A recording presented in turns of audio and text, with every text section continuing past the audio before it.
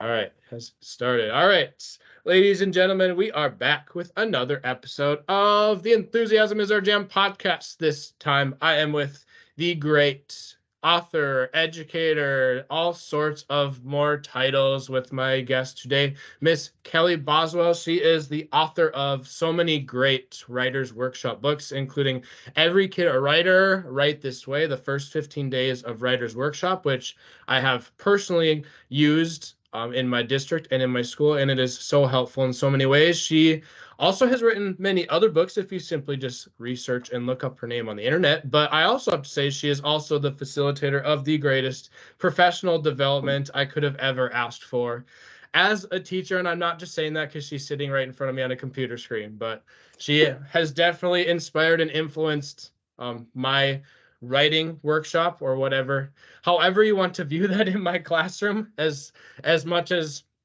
we use it, I definitely have to come back to her tips and tricks when things aren't going well or I need my own kick in the butt sometimes. But Miss Kelly Boswell, how have you been doing this summer? I've been doing great. Thank you so much for having me. It's such an honor to be here. And I have to say, it was an honor to support you when I supported you in your district. Um, so open and ready for tips and tricks that I was ready to share. So thank you for that. And thank you for your kind words. My summer's been great. I've been doing a lot of just self-care and pre-care. My fall's going to be busy. So my July's to-do list is to do a lot of things that I love that fill my cup, because the fall and the winter are going to be a lot of pouring out. So that's been on my to-do list.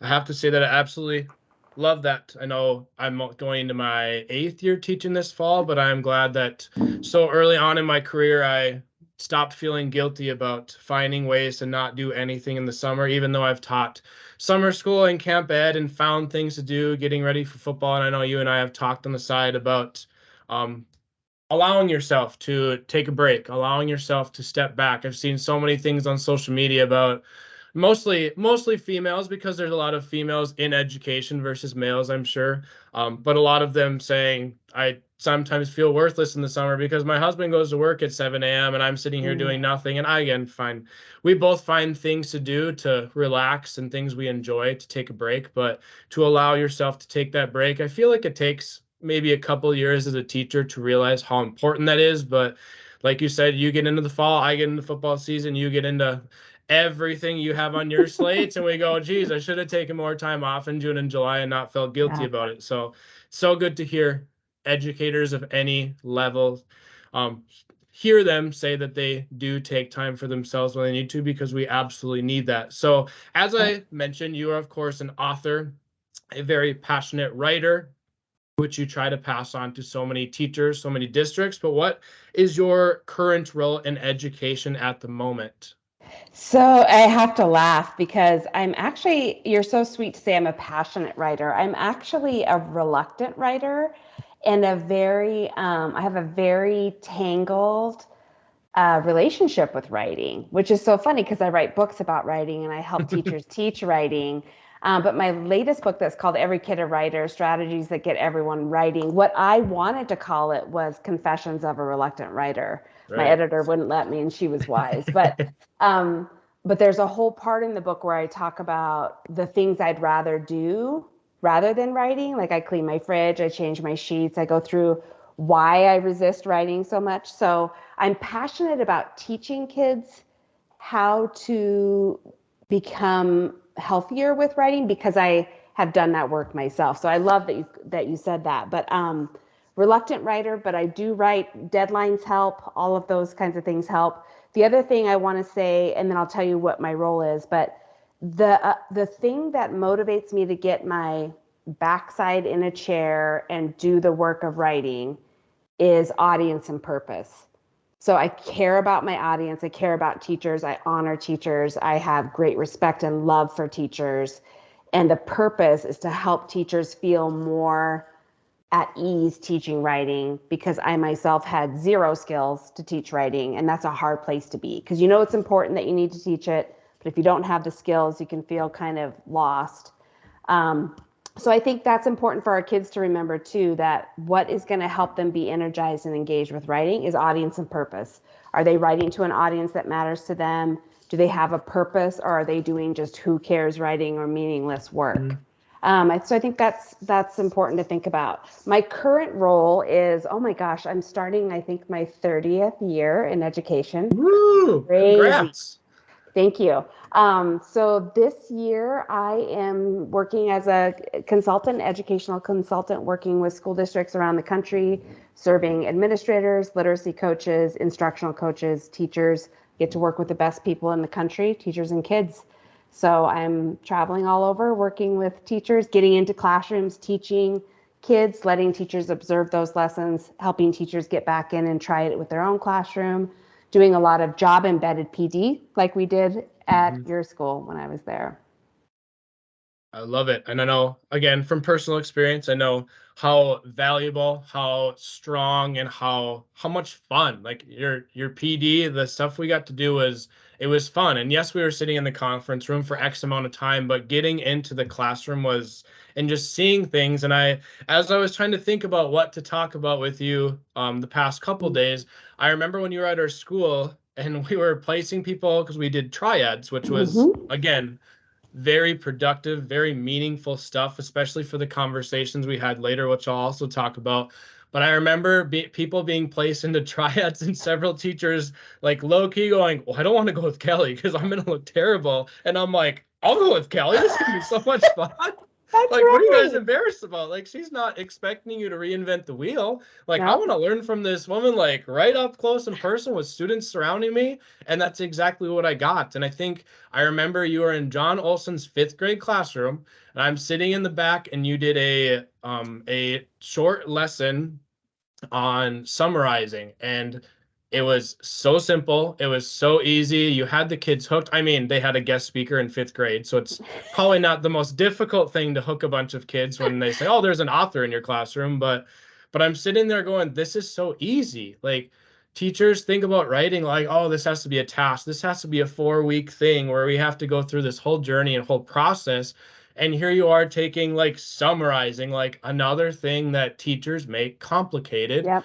which then in turn makes it harder to teach, which then in turn students don't like it because they're making it complicated. So I Yeah. can't say that my writers' workshops every day look like Kelly Boswell's classroom, but there are days, and especially like helping other teachers. We've had so many new teachers to link, and they're like, my writing workshop looks awful.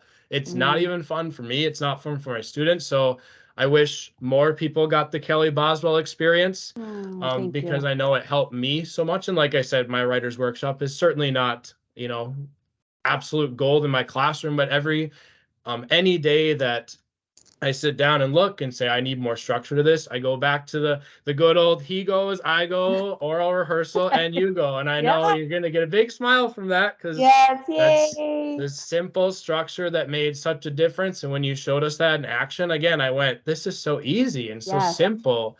And we're just making this way more complicated and difficult than we need to. So any other, I mean, we could talk about the triads all day long, but anything from you that kind of stood out, especially with your time at Lincoln? Well, so I want to go back because the triads that you mentioned was a structure that I learned from my mentor and coach and friend Linda Hoyt, and she had me engage in a triad.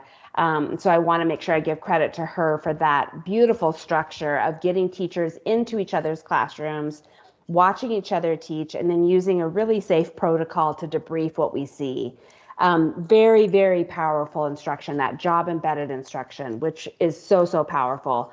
I always try to get to triads when I'm doing PD because teachers are going to learn by doing, not just by watching someone else.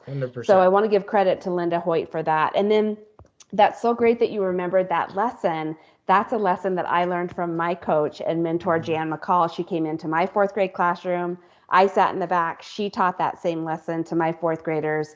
And I remember just like, oh my gosh, this is so simple. I've been making it too difficult. So I love that I was able to pass on those two things from my mentors and coaches that then you're able to hold on to and hopefully pass on to the people that you mentor and coach as well. And that's the thing about education. We need each other. It's not Mhm. something you can do in a vacuum. That's what makes the triad so powerful. I also want to say, I love how you said it's not going to look like Kelly Boswell's writing workshop classroom. That's good. I want it to look like Kyler Olson's writing Correct. workshop classroom. So that's why I try to teach teachers a structure, like you mentioned, the mentor text, the teacher modeling, now get kids talking, now get them writing. That simple structure is so simple that people can take it into their classroom and make it their own. So it looks like Kyler Olson's writing lesson, and it looks like whatever teacher's writing lesson. I think that's the power of helping teachers grab something that's so simple, and then they can take it and make it their own, that jives with their own personality. Absolutely. I like how you said you want it to look like Kyler Olson's classroom, because um, I don't know if I have necessarily an overall reputation in our school of being different, but just the teachers I've had the chance to work with, there's probably 2 or 3 of them that know me very well, including my student teacher I had, as well as the teacher that I worked with in fourth. I call her my teacher bestie, and I also get to work with her again in the fall. But she would come up to me and say, "I channeled my inner Olson today." I'm like, Yeah, I don't even know what that means. What does yeah, that mean? And I yeah, said, I don't want you to be Olson. I want you to be you. And she goes, well, I stole one of your lessons. I'm like, steal them all. Like, I yeah. talked to Jonathan Alsheimer, author, weeks ago, and he goes, the best PD on planet Earth is the teacher down the hall. And I'm like, That's right. please tell that to more people. Please, please, please. Amen. You don't need to pay 100%. $2,000 and travel the country for this. Like, go talk to the teacher next door to you. Absolutely. And part of my job as doing PD when I travel is to build that capacity so that there is a line of communication, a structure, some things to talk about so you can get that PD. I think that's so powerful, though. You're hitting on a couple of things because your team teacher is saying, I channeled my inner Olson today. And we do want people to develop their own style. But what I found when I was learning is I had to mimic someone else's style first. Mm-hmm. And that's the mentor text, right? When we teach kids how to write, we have them look at mentor text. We have them look at other writers to see what other writers do. Yep. And for a while, they're going to mimic those same things that they're seeing because that's how we learn.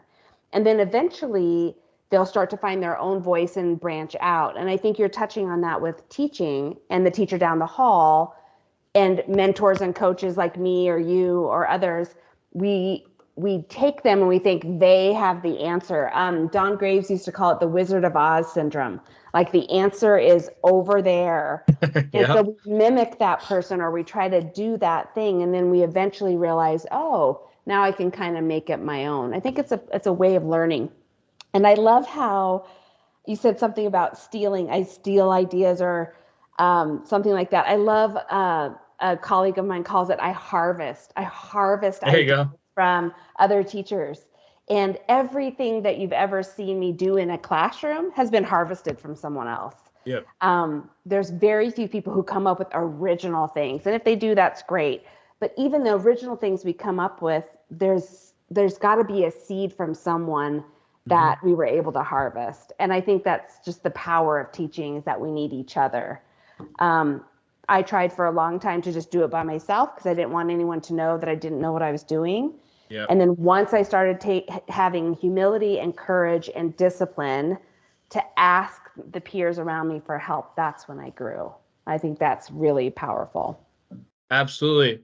I know another piece that I noted from those triads is when we came back to have conversations. And again, it wasn't just a bunch of teachers sitting around a table talking about the day. We got back into our triads, and I still remember the sentence stems because, again, it was so productive. It was so meaningful and valuable. But we Yep. talked about, I really like how you fill in the blank. But Uh-huh. we also said, I wonder if. And Yep. for those listening, there was no negativity involved. There Nope. was no like, I saw you do this and I would have done this. It was, I wonder if you tried this. I wonder if you would have done this instead of this. So there's, of course, we don't want negativity in education because Right. that kind of domino effects and it doesn't help anybody in general. But Right. I still remember those sentence stems, and I've been able to do some book studies and lead some book studies at school. And when we have discussions, I use a lot of sentence stems so that again, that experience helps so much with pointing out things that you don't even know you're doing as an educator. And I Yep. can say that from recording my student teacher on my iPad when she wanted me to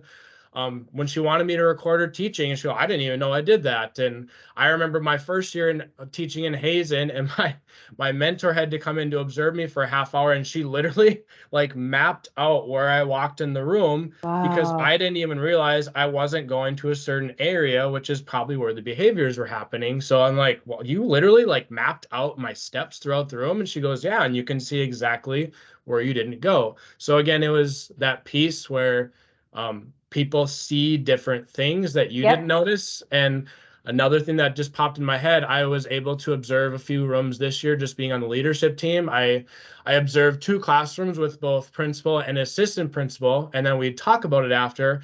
And the number one thing that jumped out at me, it wasn't even about what the teacher was doing or what I observed, but I had such a different perspective than administrators. Like the Mm, things they jumped right to, I'm like, oh, I don't even watch for that. I don't even listen for that. So like the mm, teacher, the classroom teacher's perspective, and everything was very valuable and everything was like good to talk about. But mm-hmm. when we came back to the conference room and we're talking about it as a leadership team, I said it was interesting me from a perspective that I look at things so differently than administrators do. Yep. And that's why it's so powerful that you have a leadership team with Mhm. administrators and teachers, because you're bringing in those perspectives so that you're not just getting one perspective on what you saw. I think the thing about the protocol with the triads and that you're using in other things, which is great, is it promotes a sense of safety. Because when learners know that they're going to be safe, they have a platform of self-worth that then they can be grounded on that platform and be challenged. So one of the things, and this is, I mean, when I go into classrooms, when I go around the country, teachers respond in the same way. What did you notice and what are you wondering? And then they can share with a partner, and sometimes they share out with me. And I learn from what they've noticed, but I also learn from what they're wondering. But I still feel safe. So it doesn't come off as evaluative. And that's what Mhm. you're hitting at. Those Yep. triads, however you debrief those conversations, should not feel evaluative. It should be a platform for deeper discussion. And the other thing, I don't know if you remember this from the triad, the person who taught gets to have the first word, so they get Mhm. to say how they thought the lesson went.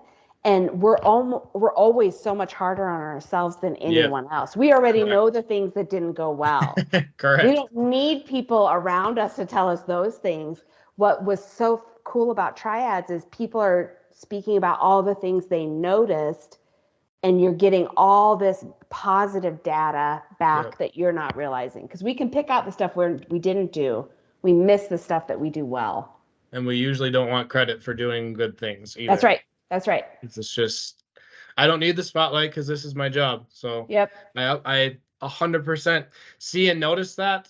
Yep. So those again, some great things from triads that still have stuck with me today. So hopefully that Good. brightens your day and brings a smile to Yes. your face. Thank But you. so moving on to even just the subject of writing, Yep. which some teachers are extremely all about, and other teachers, if you told them they didn't have to teach writers workshop, they'd probably be a little happier during the Yes. day. Yes. So my question for you personally, I wrote down that every kind of teacher, every teacher I should say, has that subject that I know middle school and high school teachers really do teach one subject or 2 subjects all day long. But elementary school teachers, if you sit down with elementary school teachers in any meeting and say, name the one subject that you love teaching the most, I would say math is one and social studies slash history is probably 1B. Again, after having your and I know I keep coming back to your professional development, but Thank that's you. how much it helped me just as a writing teacher. It helped my views on writing. It helped to see writing as from a different perspective and how to teach it rather than, Mm. I mean, what's actually going on as a writer. But where does your love of writing come from? And I know you started this podcast with saying you're a reluctant reader and not a passionate or writer and not a passionate writer, but Yes. where did your love of writing come from? Because that doesn't happen. As a teacher, I don't think that happens to too many people. Like, you love writing for fun or you love writing for enjoyment. Most kids just, I'm sure, just do it to get the assignment done. So where does Absolutely. that love for writing come from? Yeah, thank you. That's a really interesting question. When I first started teaching 30 years ago, I knew nothing about teaching writing. So I photocopied sentence starters and passed those out to my kids. And sentence starters were like story starters. There was like, one day I woke up as a squirrel. And then there was all these blank lines and they were supposed to make up the rest of the story. That's all I knew. And I thought that was teaching writing. Mhm. So I quickly realized there's a difference between teaching writing and assigning writing. So basically all I knew to do was assign writing, Yep. but I didn't know how to teach it. So it was actually an administrator of mine, Sandra Wrightson, who noticed I was drowning in writing instruction and sent me to a 4 or 5 day writing PD, intensive PD in Spokane, Washington, under Vicki Spandell with the Northwest Regional Writing Lab. And it changed my life. I mean, I got 4 or 5 days, I think it might have been 5 full days of just joy and strategies. So I came back and I changed everything in my classroom. And then I started seeing my reading scores improving. And that was the key for me. Yeah. Because I wasn't super convinced that I needed to spend the time on writing because I worked at a high poverty, high needs, high mobility, a lot of children with special needs. Yep. We had the only special ed preschool in the state of Montana at that time. So many families moved to our communities Wow. to do special ed preschool and then stayed. Mm-hmm. We were a highly impacted school, but I saw our reading scores improve because you can't teach reading without teaching Let's writing. say, which Yeah, probably caught the attention of many with many. people who can't really connect the dots until they Yep, see that. exactly. So the data didn't lie. So then I started having visitors to my classroom. Then I started being asked to train other teachers in the district. And that success started breeding success, which led to confidence, which led me to try different stuff in my classroom, which led to more confidence. And then it became something I loved because I jumped in there and learned. But I did not start out loving to teach writing. I had no clue. So it was really Sandra Wrightson who started me on this path um, of writing. And then I was planning on just retiring as a fourth grade teacher. That was my plan. But then I had my first son and I went to resign. I was going to work some part-time at home at the district level. That was years ago. And then Linda Hoyt, my co-author and mentor and friend, invited me to start doing the work that I'm doing now.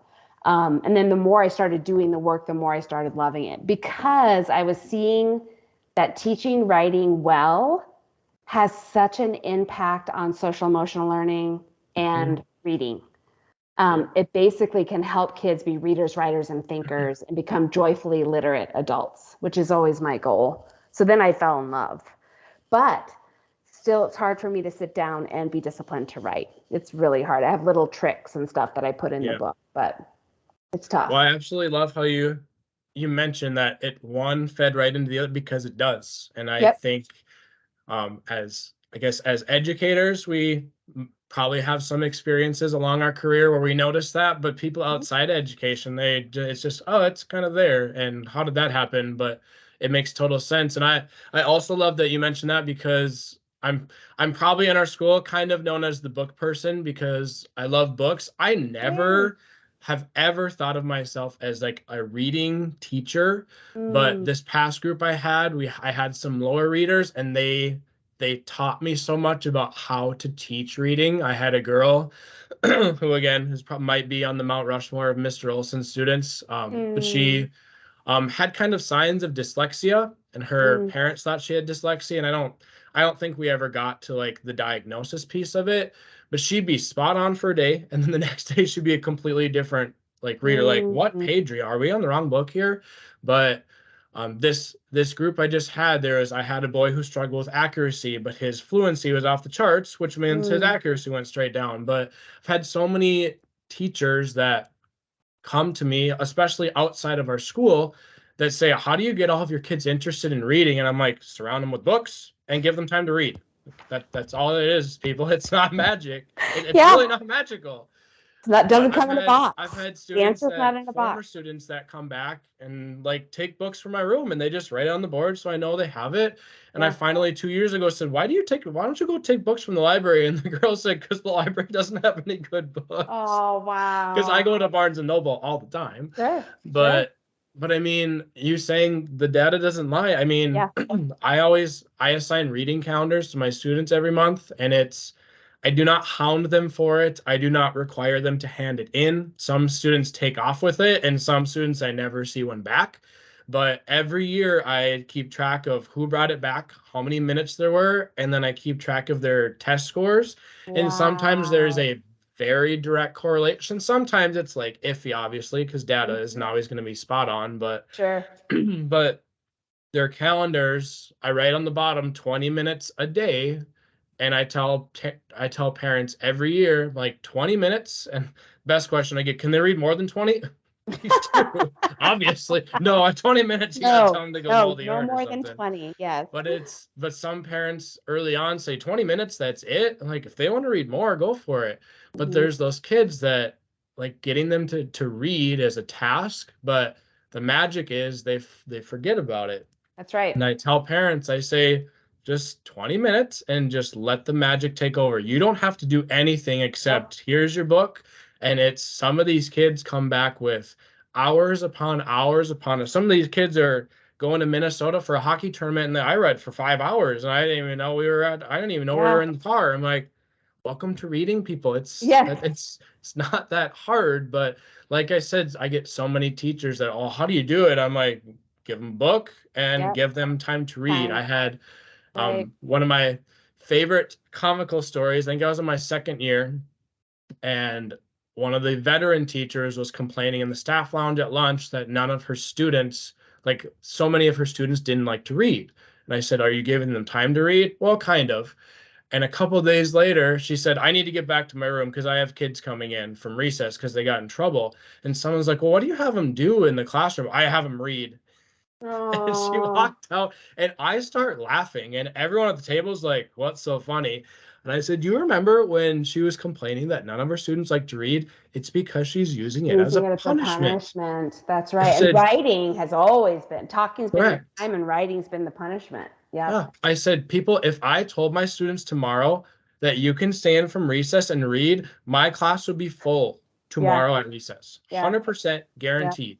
Yeah. And then I get the interest thing.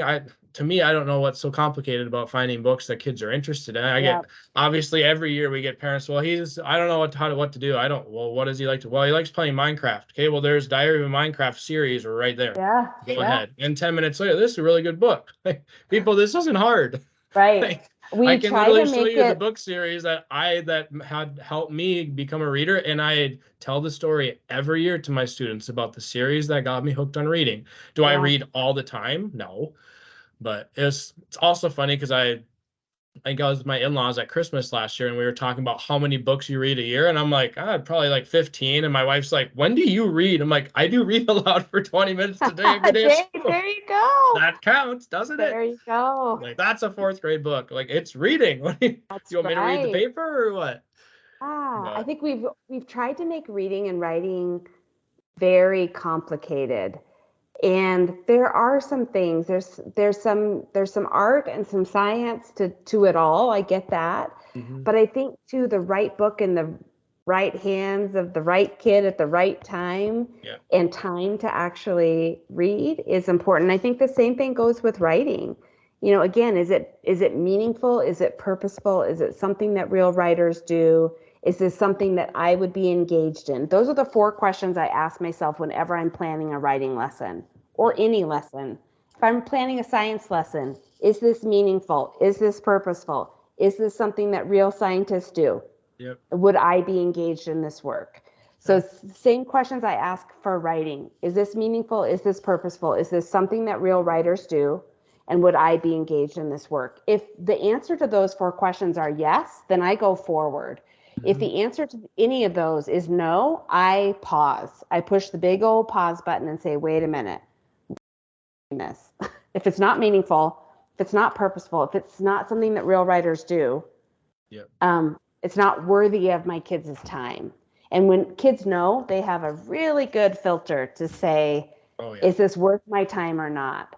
And that is on us. That's not on the kids. So yeah, the lesson is on me. And if the lesson doesn't go well or if it doesn't connect with my kids, that's also on me. We oftentimes blame kids.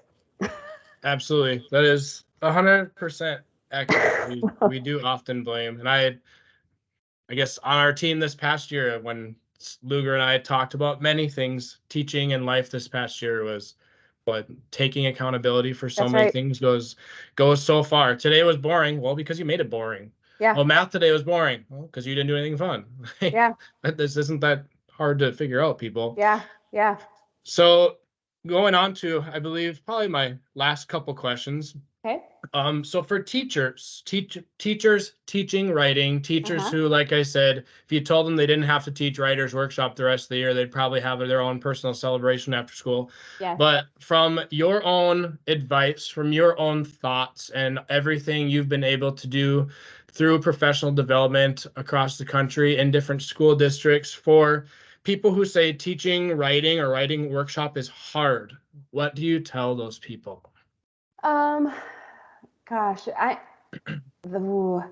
think it's not hard. You're making it too hard. The one problem that I'm seeing in the last probably 18 months to 2 years is the term workshop. It's been a word that's been taken to mean it's a religion. I've heard it be referred to as it's attached to one person or one curriculum. So sometimes even just the term workshop can be a stumbling block to some people. Workshop is not a religion, it's not a belief, it's not attached to a certain publisher or a certain author or a certain philosophy.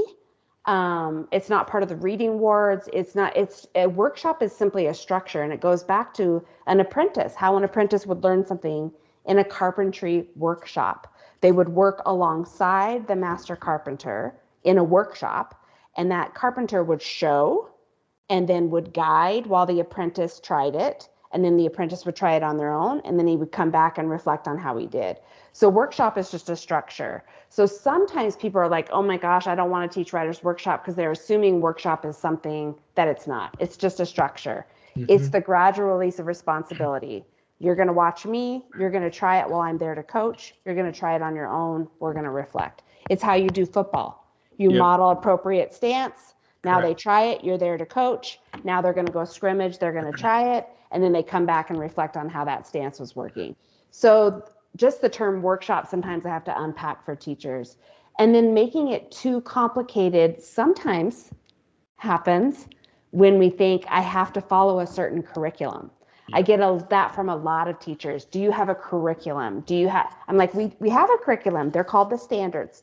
So the standards, Bang, bingo. the standards tell us what to teach. I'm going to teach you a structure where you can teach any standard. So now you have the standards and you have the structure. We're going to look at mentor text. You're going to watch me. You're going to try it. You're going to talk to a partner. You're going to go off and try it. Now you've got the what I need to teach, and I'm going to teach you a simple how, and now you're good to go. And then you walk around and see what your kids need. And even if it's not in your grade level standard, it's what your students need. So you're going to go back and teach that using a mentor text and modeling and getting kids to talk and getting kids to write. So I think the other thing I would say to teachers is get the heck off teacher pay teachers. Some of what we're doing I that's love it. making our teaching too complicated is we're trying to make it cute and funny. Hey, And standing ovation. thank you. And I would say get the heck off. No one. I have never had a student come back to me and say, you know what changed my life? That one worksheet with the leprechauns. It had like the leprechauns around it because it was March. And we had to like match that. I've never had a kid ever come back and say that. We're too involved in making things cute or Pinterest perfect, and Pinterest is not pedagogy. Teacher pay teachers is not pedagogy. So I think we're making it too hard because we're thinking it has to look cute and Pinterest perfect, and kids can see right through that. They don't care. Don't No, waste your time on that. correct. I want teachers to go live an interesting life outside of school so that they can model what it looks like to be a joyfully literate person. That's your goal as a teacher, and Say it not louder for the photocopy people in paste. the back. Oh my Thank you. gosh. Yep. Oh, I know too many people who spend, and this isn't anything against people in our personal lives. I have several people who, again, oh, my room looks beautiful. I'm like, okay, but what are you teaching? Oh, Right. my room looks cool today. Okay, but what are you teaching? Yep. Like 150%. And I had a big smile on my face when you mentioned the standard because I also remember being in the conference room when you brought out the anchor chart and Yep. you started writing them. And I think I was sitting next to, well, it's probably Alyssa Merriman because she Yep. teaches writing 24/7 in her room, I'm pretty Yes. sure. Oh, she's so But I'm great. sitting there and I'm like, that's pretty simple. This is going to be pretty simple. And Alyssa goes, oh my God, is that the standard? And I Yes. said, the what? And she goes, that's literally the standard, step by step. And I'm like, sure. And Yeah. then you turn around, you said, what is this? And Alyssa goes, that's the standard. Yeah. Bingo. I'm like, oh my gosh, that is the standard. Yep. Like, it's this easy, people. It's You're this easy. complicating What everything. I love doing that because what Kyler's talking about right now, for those of you who are listening, is we basically look at a kind of writing. So we pull up a nonfiction piece, and I just have teachers like, "What do you notice? How do you know this is a nonfiction piece?" And teachers are like, "It gives true facts. It gives definitions. It's organized into paragraphs. It has headings." And I'm recording all the things that you, the teachers, are saying. Yep. And then we look at the anchor chart, and I'm like, "Look what you just created." You just created, and someone's like, a list of mini lessons. I'm like, yep, these are things you're going to teach, and these are. And then someone The like Alyssa will say, standards. those are the standards. And then we pull up the standards and we see that the standards are just here's what quality writing looks like. So we know what we can teach. And now I can teach you a simple structure to teach it. And then you can go live an interesting life and hopefully plan your writing lessons in 10 minutes or less. And the standards being in a flowchart on an anchor chart also makes them easy to grade. That's right.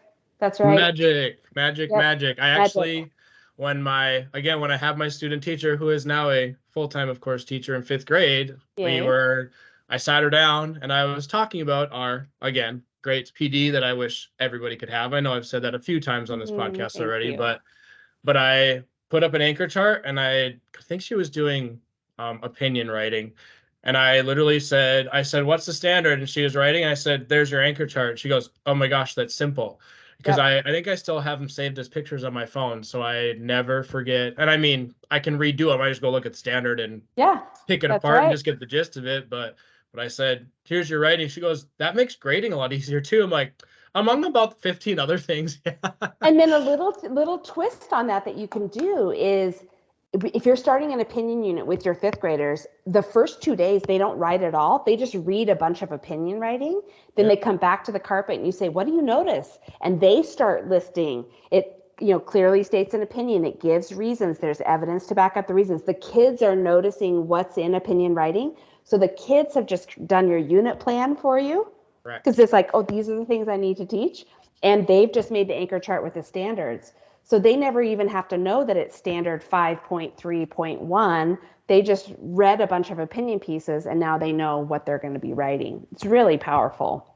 Yep. And you just also put in a nutshell the word engagement for our Yes. listeners. Engagement in Writer's Workshop is Yes. exactly what we're talking about. Yes. Yep. For sure. So on to my last couple, Okay. especially I'm going to attach kind of the summer aspect of it, because I'm sure not many parents are having their kids write too much in the summer. Yeah. I can't say I did a whole lot of writing when I was in fifth grade during the summer Yep. either, mostly because I Yep. was playing baseball all summer. Yep. But for teachers and maybe even especially parents with kids of any age, we don't want to attach this age to any of this, of course, but especially kids who say they don't enjoy writing, which I know you've heard way too many times. Mm-hmm. But what is your advice for parents, especially outside of school, when there's not like time allotted in your day, in your school day? When you go home, you don't, unless you have a specific time, which I'm sure most families do not have that. Right. But I know you also had a workshop when you were with us where that invited families in, which was so cool to see. I think there was even some dads that came in Yep. with their kids, which was so cool to see. But what is some advice an outside of school perspective, especially in the summertime when probably not a lot of academic things are happening at most houses during the summer. Yeah. What is kind of some of your advice to especially parents with kids who they either want them to just write a little bit just to get their Mm-hmm. hand moving around with a pencil, or kids Mm-hmm. that say, I don't like writing, I'm not good at writing, that's not enjoyable? Yeah. Thank you for that. I think a couple things. I think it really starts in the classroom. I think when teachers just like you were talking about with reading, when teachers make writing something that's meaningful and purposeful, what I have found is that kids choose to write at home, just like they're choosing to read at home, Yep. not because it's assigned or because a parent is doing anything. It's just because, oh my gosh, this is a fantastic thing. Quick story, and it's in the book, Every Kid a Writer. I went into a first grade classroom and did a lesson for this first grade classroom on how to make a procedural poster. And this kid had made a procedural poster on how to play kickball, and his poster is in the book. He went home that night and made another poster on the computer. That Awesome. wasn't an assignment. It wasn't something the teacher had recommended. He was so engaged and saw, like, oh my gosh, this is writing. I enjoy this. I want to do it again. So it really starts in the classroom for those teachers start to create lifelong writers, just like we do with readers. Some really kind of uh, no nonsense writing things that parents can do at home is, first of all, I would try to avoid pushing your kid to write, because you're realizing as a parent yourself, Yep. it's very hard to control another person and make them do something, and we don't want writing or reading to become something that's a chore, I was gonna right? say, especially if you want enjoyment attached to it. Exactly. And we tend to avoid those activities that we don't enjoy. So the first step is trying to get your kids to love to write, and that happens, I think, in the classroom. That said, there are some really no nonsense, kind of low key ways that you can have your kids write. For younger kids, if you make your grocery list on your phone, have your kids add their items on there for you that they want. I have just on my refrigerator, you can see right here, but on the other side, I have a magnetic list, and my kids know to write something if they're out of something or if they have a request at the Mm. grocery store, something that's meaningful and purposeful. Yep. One of the things I did with my own kids was they wrote letters to their grandparents who don't live here. Because I had heard a story years back that there's a whole generation of young adults who don't know how to address an envelope. They don't know where the Yep. stamp goes, all of that. I was like, oh, that's an epic fail. That's a Yeah. no. So I wanted to teach my kids how to do that, but I wanted to give them something purposeful. Yep. So they hand wrote until they were able to type, and then they typed letters for years to both of their grandparents. And then those grandparents saved those letters and sent them back. So now I Cool. have like a journal of my kids' life. And then of course the grandparents wrote back. So now they're doing reading and writing, but it's for an actual purpose. If your kids are more into email and you don't want to do snail mail, then get them on email and have them email their grandparents. That was an expectation for my kids once a week, that they communicate with their grandparents. But it was so meaningful because they would get a letter back. So simple things like that. If your kids are older and they're buying stuff on Amazon, or they've just purchased a video game, encourage them to get back on that website and write a review. Hmm. Because again, that's a meaningful, purposeful writing, but they don't even realize they're working on writing. They're just giving a review. Um, And trust me, when you tell your fifth grade students that they get to go on Yelp or Amazon today for writing, you usually have their attention rather quickly. Speaking from personal absolutely. experience. Absolutely. Or to write a letter, if there's a restaurant that they love, I know Lincoln does a lot of this where they write to restaurants or businesses in Bismarck. Yep. That kind of where it's actual writing that's going to go to an actual person. I would never suggest to parents just have them sit down and write for 20 minutes. Like, who are they writing Yeah. to and What are what they is the writing? purpose? 100%. They need to write in a journal. Journal is not What are going to they help writing? them long term, because that's not the kind of writing we do in the real world. In the real world, we write to people for a specific purpose. So the biggest thing I would say to parents is look at your own life and notice the times that you are writing, and then invite your child to do something similar. So if it's thank you notes, my kid just got $20 to go to summer camp to use at the camp store from my parents. He's going to be writing a thank you note to grandparents for that. Look at those experiences where they need to do some writing. Another example, next door neighbors have a lizard that we take care of when they travel. For that 9-year-old, it'd be great for him to write the directions of how that lizard needs to be cared for. So he doesn't even realize he's working on writing. He's just writing something for the neighbors so they can take care of the lizard. Right. Those kinds of things I would recommend for parents. Okay. And So a lot then of one more thing. authentic Sorry, real one more life. thing. Yep. One Go more ahead. thing. The other biggest thing that parents can do to help their kids with writing is to get their kids hooked on books for reading. So if you're not writing, if you're reading, you're working on writing. And if you're writing, you're working on reading. So even if they're not writing, if they're doing a lot of wide reading, it's going to impact them as writers. That's awesome. Like I said, a lot of authentic things, real life, real world connections. I know when I've gotten the chance to talk in some classes out at University of Mary, which I graduated from, and I see this teacher every now and then at UMary events or out in public, and every time she comes up to me, she says hi, and she goes, "I still tell my students that there's a teacher at Lincoln Elementary who doesn't believe in homework." And I'm like, I don't. I Agreed. post challenges on Facebook. Yep. I don't assign things. I'm like, Agreed. kids, and I always tell the story. I want you to be involved. I don't That's want you to right. have to go to hockey practice Yep. till 9 o'clock, and Yep. then you come home and now you have to do 3 pages of math that we can do tomorrow. Like, why? Yep. I don't. Yep. What is 3 pages in your workbook helping with? There's no meaningfulness Nope. to that. There's No. And then tomorrow I'm just gonna mark it that you did it, and then we move on life. That doesn't make any sense to me. Right. I do a lot of challenges like decimals, fractions. I have my kids cook and bake, and then they can bring it into school and they use fractions. Beautiful.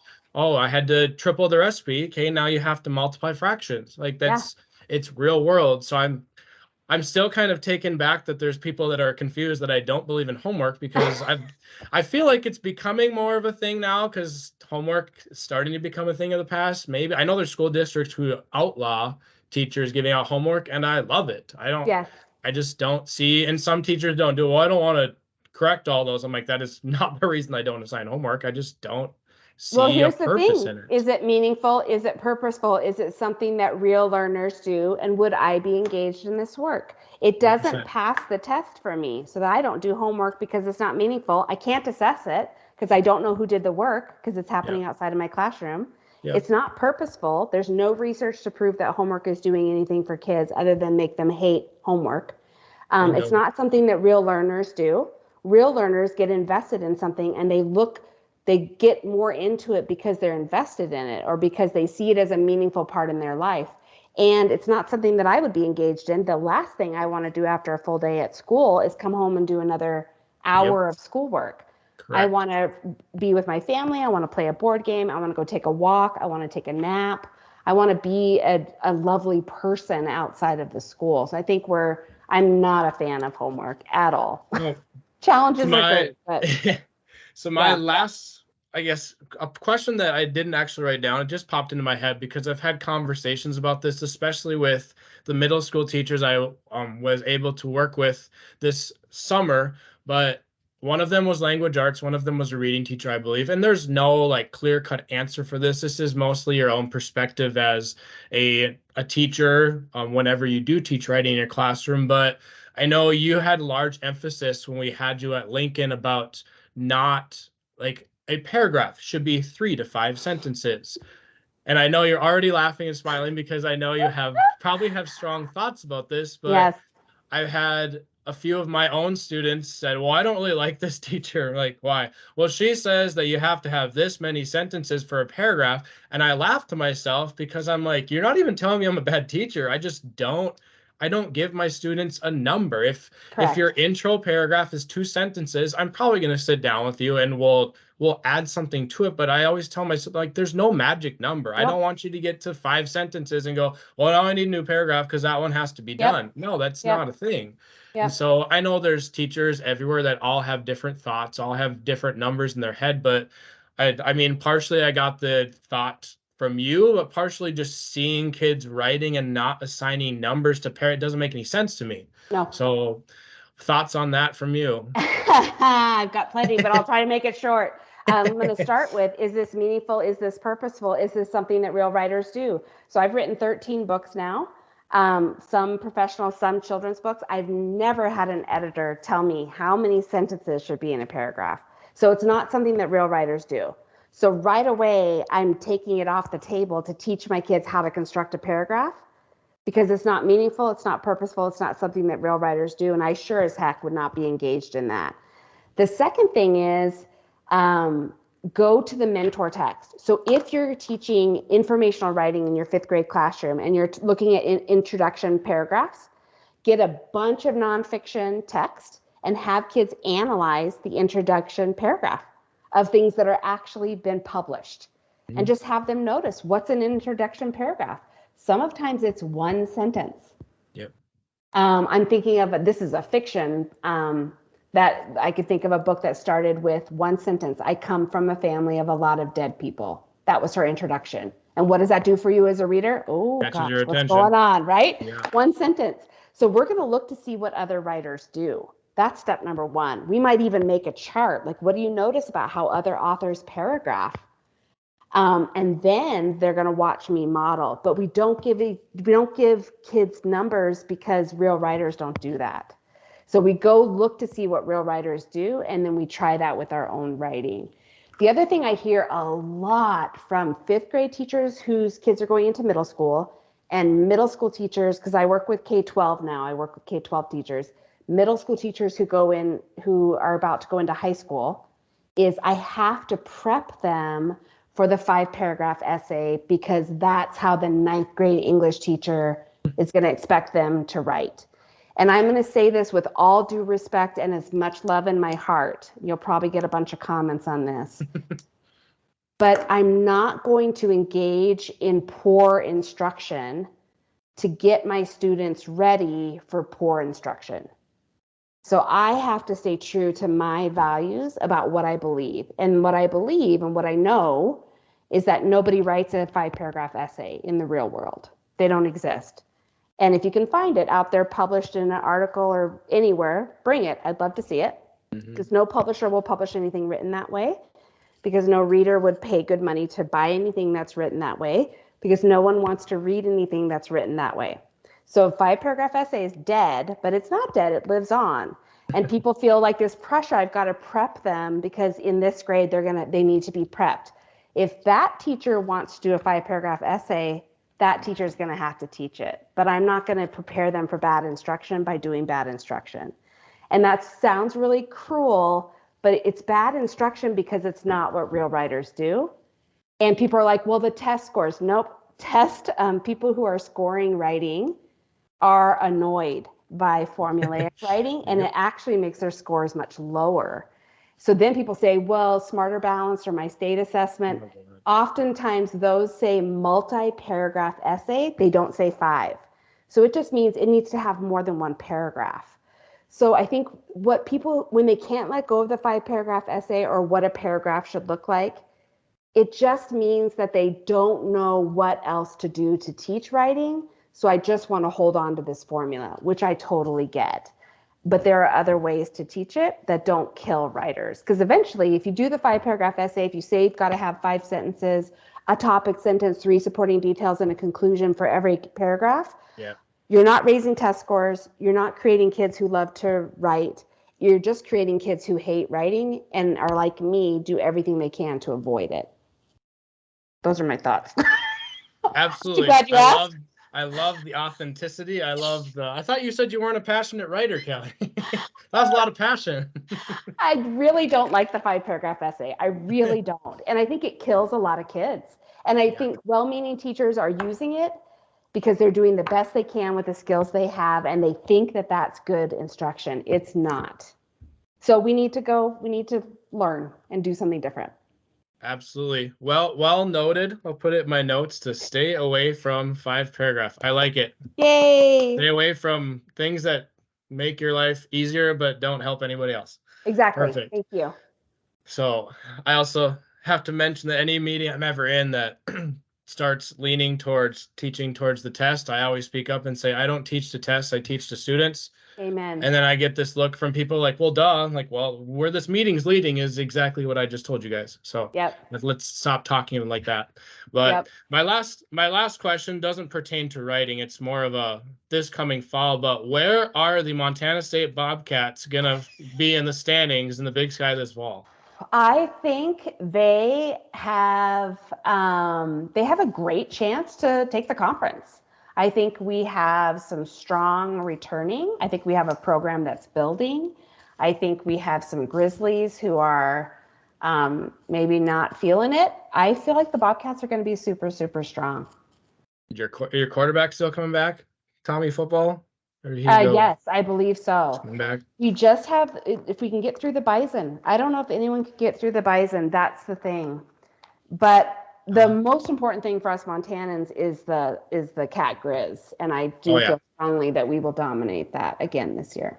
I loved the college game day at the what's it called again? Now I can't even think about what their game is called. The Cat Grizz game, but Yeah, I can't think of it either. It's not the Civil War. That's the Oregon one. no, I think it's what's just up with Cat that? Grizz. The Brawl of the Wild is what Brawl they of the call it. Wild. Yeah, there But you go. everyone in Montana just calls it Cat Grizz. Yeah, Yeah. I figured. I was laughing when Herb Street's up there and it's 5 degrees out and he's freezing his tush off. Like, welcome to real football weather, Herb Street. Welcome to Montana. And he But, looked like Indiana Jones. oh It yeah, was great. 100%.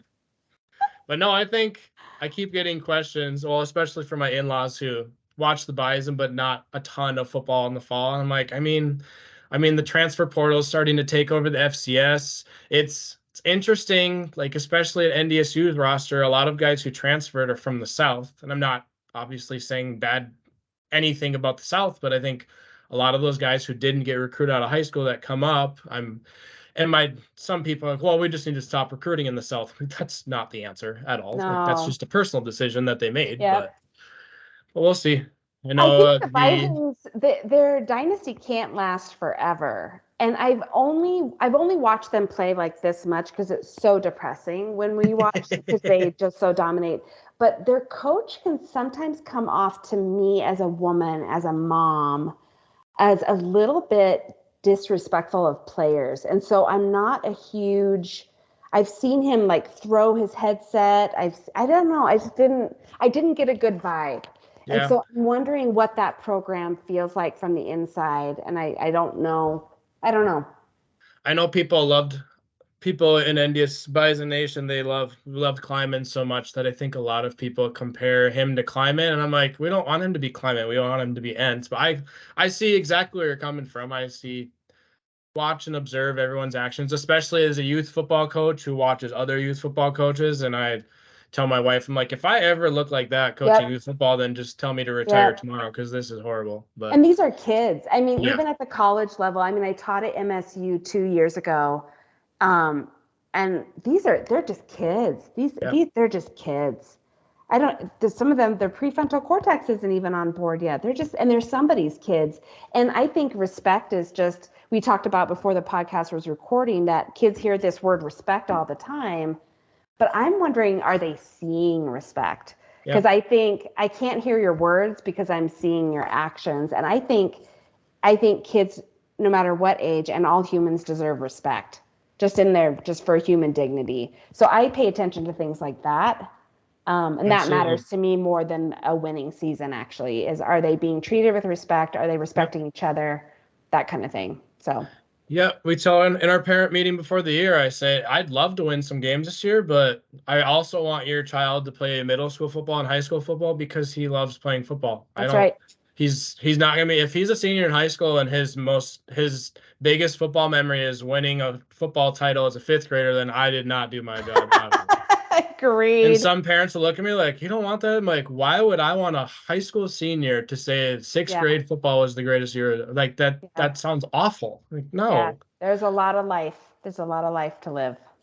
Yeah. Yeah. Well, thank you for jumping on with me again. Thank This you is for Miss having me. Kelly Boswell. You can check out all of her books, especially those teachers and educators who aren't especially fortunate enough to get her in your school, but she does Oh, have her books, Every Kid a Writer, Write This Way, which has the first 15 days of Writer's Workshop to set you right up for success in your classroom. But thank you again for joining me today. It was so much fun to get to sit down with you and hear your authenticity, hear your real life thoughts about everything that everyone overthinks and overcomplicates. So thank thank you you so so much for much. that. Thank you for having me. It was a joy. Absolutely. I will talk to you later and see you around. Go Okay. Cats and go Bison. I'll be a Go Cats Cats, go fan. Bison. Okay. Thank you. All right. See you later. Bye.